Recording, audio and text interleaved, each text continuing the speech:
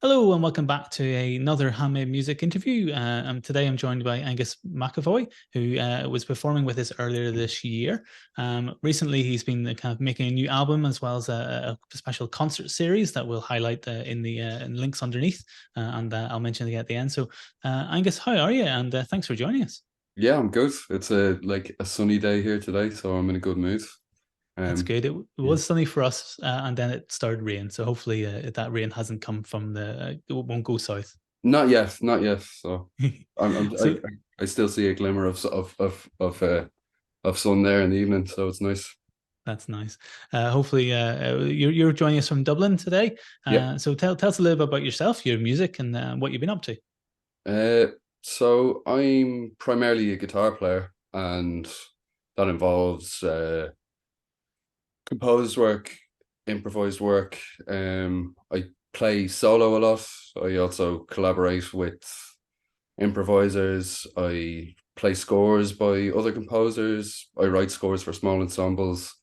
At the moment, the kind of focus I have is kind of solo finger picking guitar music, and I mostly play that solo, or I with time and money and these allowances, I have a group I play that with sometimes. But I guess the idea of it was to have of the current project is to have material I can play solo, or I can play with it with a larger ensemble if the means are there to do that. So I wanted to keep things flexible in terms of the amount of people I was dealing with to play live. And aside from that, I'm involved in running a concert series, and we just did the first year of a festival as Reception Dublin, which is a concert series and a festival of contemporary music taking place in Dublin. That's brilliant. And you were part of Handmade obviously earlier in the year. What kind of brought you to Handmade? Why did Sark and Moving On Music give you the shout to come and have a wee play? And what was it like for you? Um, it was really nice to play. It was a really nice venue. I love venues like that, especially being able to not play in just a bar, or to kind of feel like it's a space for people to listen, and a listening audience was really nice. I would know Mark, who's involved in Moving On Music, a good few years, because I used to live in Belfast, and when my last album when it came out, I had been in touch saying I'd be looking for shows at some point in Belfast. Sark as well. I have a long personal history as well. I studied in Sark, so I spent a few years up in Belfast studying there, and yeah, that would be my connection to Moving on music and handmade music. And what was the concert like for you? Apart from that, we aren't a bar. Yeah, I mean, in terms of the venue, I just always find it very interesting to play in venues that are a little bit unique. Concert for me, I was playing some material that had come out on an album last year, and some material that I was kind of just testing out for the first time. So, um, it was a little bit nerve wracking to play some of it. Um, it was enjoyable though. I felt like the audience was really responsive. The room sounded really nice. I really liked not having to play for a very long time, because like I'm a fan of shorter sets. I really like much prefer things to be concise, like a nice concise 20-25 minute set is really nice, I think, and really good for as an audience member. So it was nice to be invited to play for that length and to be able to test out new material. And for those who haven't kind of heard your material, what is your, for lack of a better term, your sound? What are you trying to get at whenever you pick up the guitar? So I guess for years before the kind of current projects, I would have made extremely, or I'm trying to word this now. I would have been trying to work with the guitar with preparations in a very kind of free, or in terms of in the context of free improvisation. And um a lot of my impetus at that time was to kind of make the guitar not sound like a guitar, to explore the kind of outer reaches of where I could go with the instrument sonically. The material I've been working on for the past few years is fairly referential, as in it is quite using quite standard guitar language, specifically kind of folk finger picking language. But I'm interested in kind of trying to create material that draws upon this kind of very established, very established material you would associate traditionally with guitar playing, but to see where if I can subtly push that into strange places or subtly push that into new places, and to bring in some of the kind of ideas that I was working with when I was kind of engaged in making more abstract kind of music with the guitar. And we were talking to Kevin Murphy a couple of weeks back, who is kind of doing the similar thing in the traditional space, where they're taking traditional music and trying to again push it into interesting areas. For you, do you meet much resistance within that, or is the challenge often just the inspiration behind where you want to take it? What do you mean resistance? Well, within the trad space, obviously the resistance might obviously be that because trad music is very set and formulaic, which is bound to be an awful Yeah. simplification from my outsider kind of terms. For you, whenever you're describing pushing your music into slightly different places, resistance is from the audience or resistance from other players whenever you're trying to carve a different path for yourself. Yeah, I mean, sometimes I think what I'm doing is very same is very standard or very kind of traditional now, but in reality, it's not at all. So I mean, I can't think of any resistance that I've ever come across. I mean, I What about just for yourself? I mean, because for myself, I it's mean, it's I'm it's a challenge often to sit down and to explore your work and explore where you want to go with it. How do you kind of meet that challenge? How do you to push yourself into these different areas? yeah, but I mean, I kind of come from maybe my perspective on things is that like everything's kind of fair game for me, and if I want to make a rock record, I'll make a rock record in the way that I'll make it, and that isn't to say that I'm frivolous about what I will or won't do, but um maybe having a slightly like impulsive attitude to, do you know what, I will just make something like that, but that doesn't mean that it's half done. I mean, I would spend a lot of time working on these things. um I kind of like having an attitude where everything and anything is fair game, and that isn't to say that thing that I haphazardly move from one thing to another. But I don't see much difference between making kind of abstract, free improvised music and making this finger picking guitar music.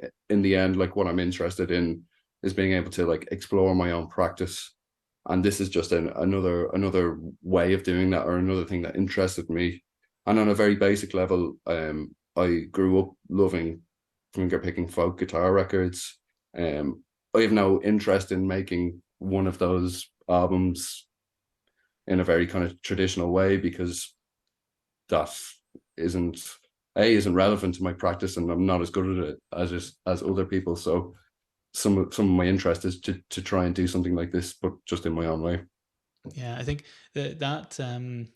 that energy that you often have by trying to blaze your own trail, and that energy you have by following those impulses, I think really often comes through into your music. I think a lot of people find, especially from my background, which is theater, that energy can often be a defining, rather than necessarily a problem. It can be a defining part of your work in some ways.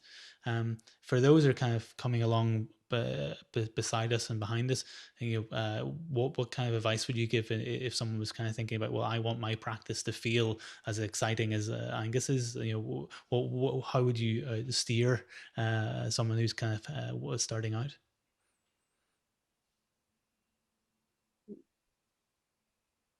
It's kind of a hard question to answer. I mean, That's okay.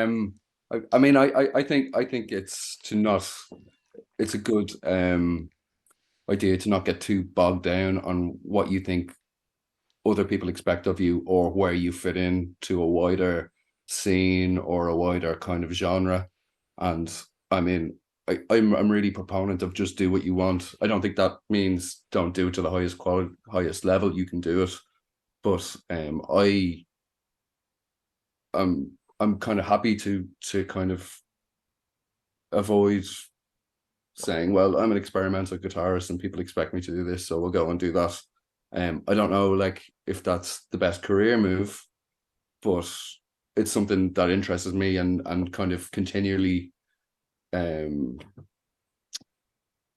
what's the word I'm looking for? To kind of continually just not feel that I'm just working in this kind of safe zone where I know where I am. I mean, again, personally, it's interesting for me to just go to these things that are just outside of my comfort zone. I think that can make work exciting. I think it makes for good work. But again, in terms of marketing yourself as a musician, I don't know if it's the greatest way to do it. But I mean, in terms of work, I feel like it's a good way to work. Well, it kind of feels like where we're at with, well, the world might be a bit of a too much of a generalization, but where we're at with a lot of different artistic practice is that there's much more room than ever before for niches, for experiments, or for people to have forged their own paths and have their own mini genres, for lack of a better term.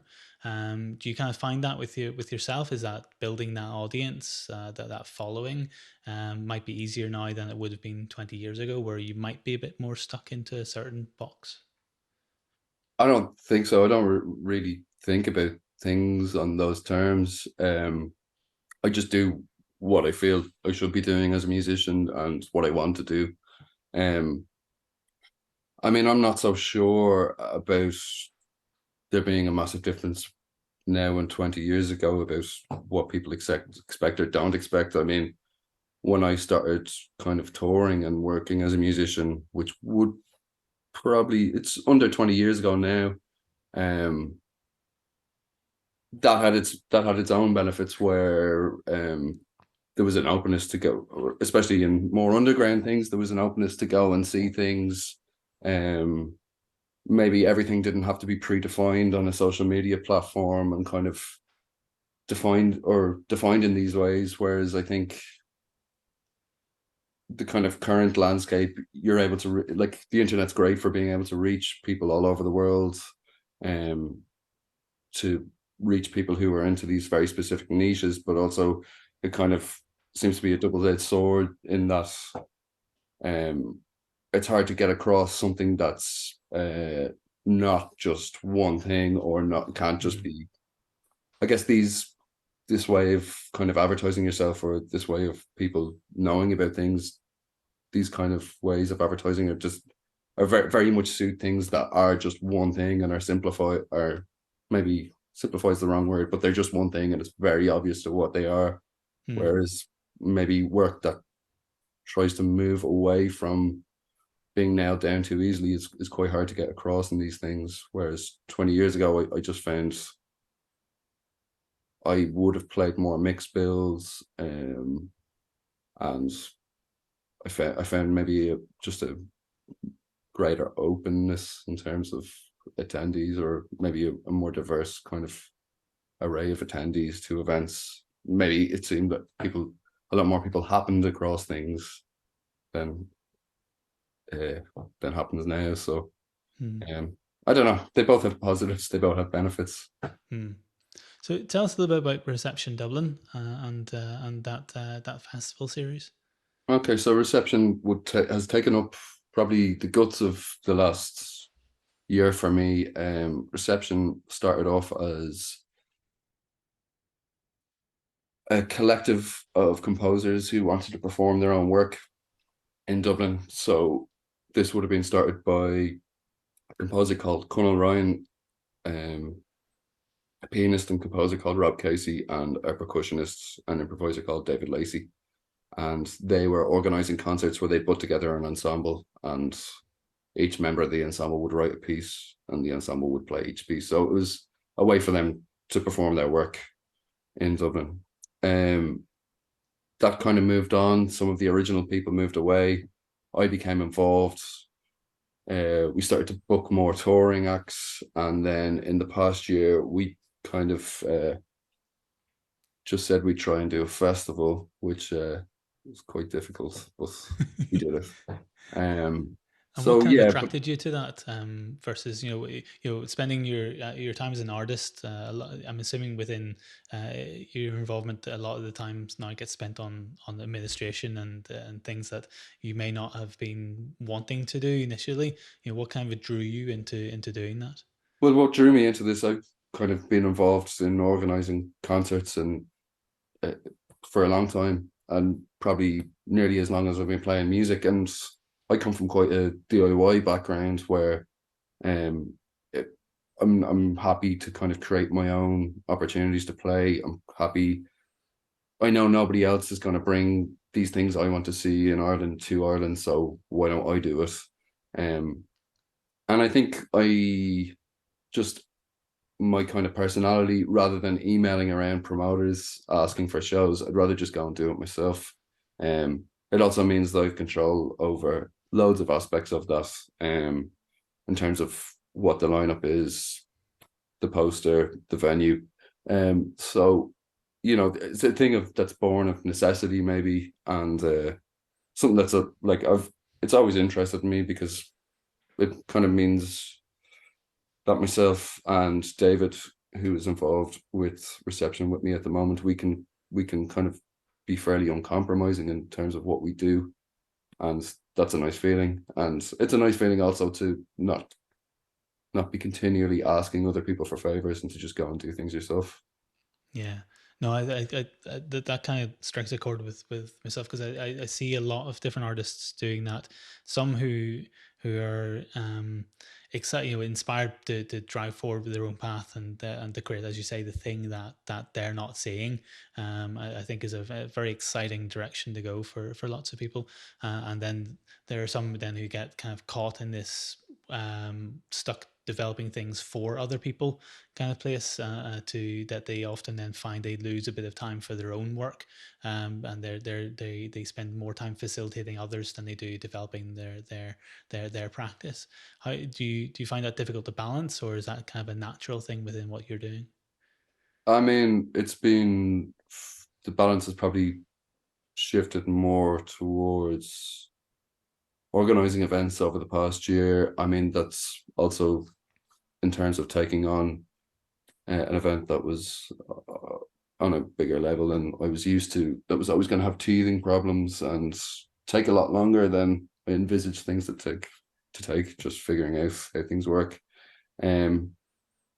I mean, I've usually found the balance okay because, again, especially in obviously I tour, I ask other people to organize shows for me. When I'm operating in Dublin, I just rather do things myself. Have much, I don't have a huge amount of interest in a lot of stuff that's happening in the city. So, I mean, if I want to find an appropriate context for my music, I'll just go and make it myself. Um, I mean, it's always for me, it's always kind of gone hand in hand. I would have been a part of kind of being around a lot of the kind of indie and punk scenes in Dublin when I was a teenager, and yeah, just that attitude of just going and doing things, and I think is pretty important. And if you're going to make work that's fairly strange and uncompromising, unfortunately, that's what you have to do, and I'm okay with that. Yeah, that's brilliant. Thank you so much for joining us, and thank you for being a part of Handmade Music. So people can check you out if they Google for Reception Dublin. You'll find Yeah, it on Instagram as well as the website, receptiondublin.com. Is that correct? yeah. Yeah, And I have an album that came out on Astral Spirits that's last year. under Cracked. Is that correct? That's it, yeah. Yeah. And I'm just working with another label now to get that reissued on vinyl. So hopefully that will be out in the next few months. And yeah, that's kind of all I'm up to right now. That's brilliant. So links in the description. Thank you so much for joining me. Next, we'll be on to another handmade artist soon. Thanks very Cool. much. Thank you very much.